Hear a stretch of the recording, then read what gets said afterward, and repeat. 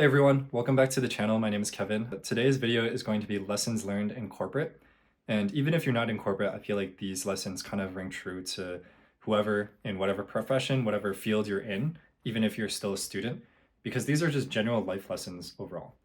For some background, I'm in management consulting, so a lot of the work that I do is trying to get staffed onto specific projects, and these projects are helping clients basically like operationalize or improve their current systems and make them more money. That's basically what management consulting is in a nutshell. But without further ado, let's get straight into the video. So the very first lesson I learned, especially after 1 year of working, is always vouching for yourself. The thing is, you might think that you're doing very good work, and that's definitely true. But if your manager or whoever is leading you on the project doesn't see the type of work you're doing, you're not going to have that level of visibility in the future. And so vouching for yourself can kind of take multiple forms. One of the ways is, speaking directly to your manager. The other one is within your performance review.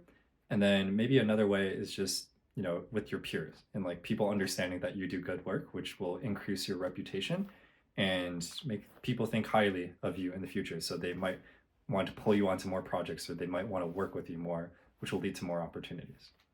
Second thing is understand what's the most important thing or what purpose you're trying to achieve.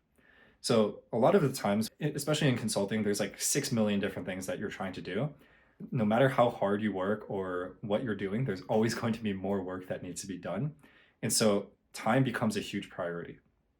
So when you're looking at different tasks to accomplish and to put in your performance review, or things that need to get done, you need to understand exactly what value is being derived and how that's going to benefit your future long-term goal and your short-term goal. And so, for example, when I'm networking with people, there's usually a couple different goals I'm trying to achieve. One is to build good rapport with like one of the senior members. Two is to get staffed on more projects. Three is to learn more about like what specific industry or what they typically like to do and learn more there so I could leverage that myself. Or four is just like, learning something new and getting advice from people. And so whenever I'm approaching the topic of like networking with anyone, I need to be very purposeful with what I'm trying to get out of that conversation and how that's going to impact the future. The same thing happens with like different tasks that you're doing. Some tasks obviously are going to be things that are mandatory, but other times, especially in consulting, there's like internal work or different like initiatives, business development things that you could do that you can also like add to your workload and are almost like required, right? And so for these tasks, it could be something like slide design, research, proposal work, networking with students that want to get into the company you're working for. And so you kind of have to understand like what's the objective? Like how is this benefiting me, and how can this translate into something more impactful into the future? A lot of times like senior leaders are going to just genuinely give you grunt work. That's kind of the thing. And you have to understand if that work is something that's going to be meaningful in terms of like building that relationship with that senior person, or if it's something that maybe you shouldn't prioritize and you should be looking to do more value added things. So this kind of leads me into my next point, which is the whole point of an analyst or like an entry level position is to make your manager's life easier, or easier if possible. And so what this means is trying to be proactive with what you're trying to do. Always think ahead in terms of like what problems, roadblocks might be coming and what they're looking to do, like what the next step is.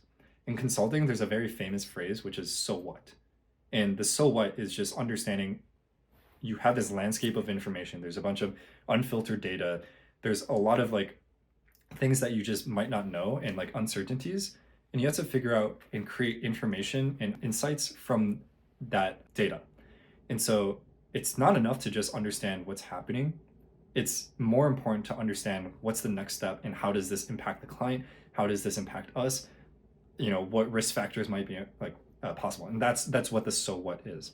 And so your manager is going to be thinking more strategically, and you're kind of going to be like the executor of like their thinking.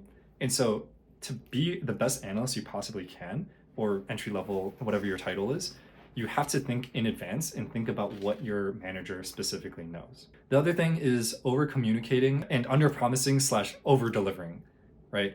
Over communication is especially important when you're talking with your manager or people on your team, because it's better that they're in the know rather than questioning what you're doing and having like some thoughts about like, oh, maybe this person's like off track, maybe he's not doing the right things, all those different types of things. So you always want to over communicate. there's honestly never not enough over communication. That's been my experience. You never want to set yourself in a situation where you're like pressured to hit like a deadline because you promised something or said that it's going to get done by the specific time. For me, I've had a lot of situations where I work with managing directors or very senior people, and they always ask like, oh, can you get this done by this day or something? And the best case is to never commit hard to a specific time and give yourself more time than you think it is. Especially in consulting, when there's a lot of tasks that require like critical thinking and problem solving, it's very hard to like objectively quantify how much time that task is going to take. And so if you say that you're going to get something done by end of day today, like, yeah, that sounds amazing. Like if you could get it done, but if the quality is not good and you don't have enough time to fully flesh out your insights, it's not going to look good on you because, like I said, you over promised and you under delivered. So it's better to have the opposite, where you give yourself plenty of time, obviously if time allows, and you're able to kind of work on it and get it done within the kind of the margins that you set for yourself. Similar to this as well, another concept is understanding fake deadlines versus real deadlines. So I'm going to go back to consulting because that's the industry I'm in. But especially when you're working with a client, every single deadline is going to be a real deadline. You need to make sure that the project is flowing with the timeline that they projected. And most projects are, maybe 4 to 7 weeks, and they're very, very fast. Every single week, you have to get something done. And those are deadlines that you need to have. But for other different things, like if there's maybe like an event that you're trying to plan that's like 2 months out or something, you could potentially deprioritize that task and do something else because that's like a fake deadline, right? If someone says like, if that event, for example, is 2 months from now and you're trying to do like planning by the end of the week, you still have like another month or two to potentially do the plan. And same with like other internal initiatives, right? There's always a pressure to drive work because everyone's always like working really hard. And like I said earlier, there's never enough, there's always going to be more work. And so that's why like people are always trying to get things done. But understanding the difference between a real deadline and a fake deadline going to help so much, especially with developing work-life balance and understanding and respecting boundaries. Another rule that I learned in consulting is something called the 20-60-90 rule. This is something that was taught to me on one of the last projects that I was on. Very simply, it's kind of the pace that you should be completing tasks.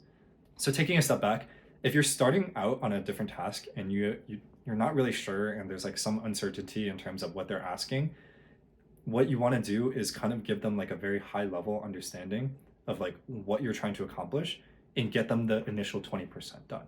So this is maybe like structuring the problem. This is putting an initial model or analysis together, or putting some, maybe like a one pager on like research, and then presenting that to whoever you're working for. And then they're going to be able to give you feedback very early on and say like, hey, you're heading in the right direction, or maybe I would tweak this, or oh, you're off completely. And then you could restart. And the best part about this is it's the lowest effort that you could do, and it's going to save you so much time. Because if you're just off track and you just fleshed out the entire thing and you worked the entire week on getting it, and then someone tells you, oh, this is not what I was expecting, you just wasted an entire week. Whereas if you, at the very beginning, start and plan and structure something, and then you present it to them, like, hey, this is my thought process, it's going to be a lot faster and more productive for you because you're not going to have to waste so much time. And then 60 is, once you flesh things out even further, you do another checkpoint, you ask for feedback. That's going to give you another chance to kind of regroup and understand like exactly what the ask is and what you can improve and what other things they need to ask on top. Because as any task evolves, there's going to be other things that come up.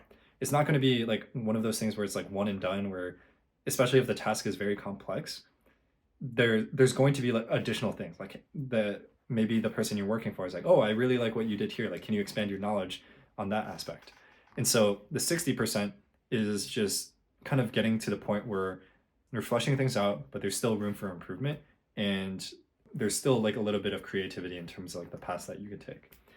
The 90% is like when the task is like basically complete and you got to the point where you're looking for final feedback and they're making very, very small, minute revisions that might take like maybe 20 minutes or so.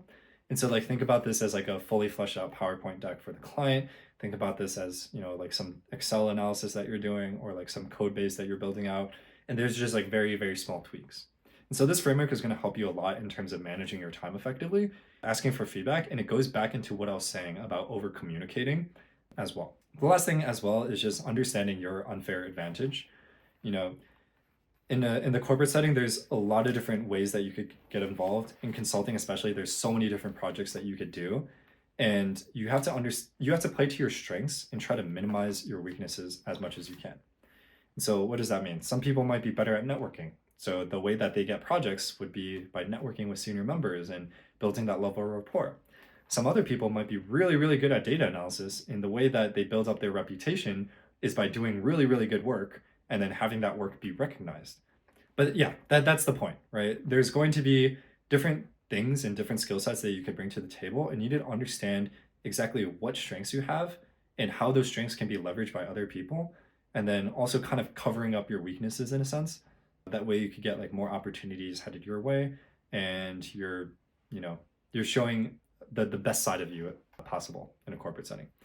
Yeah, I think that was like maybe 7 lessons. I know this video is kind of getting long, but hope this was helpful. Let me know if you want another video, and yeah, I will catch you guys in the next video.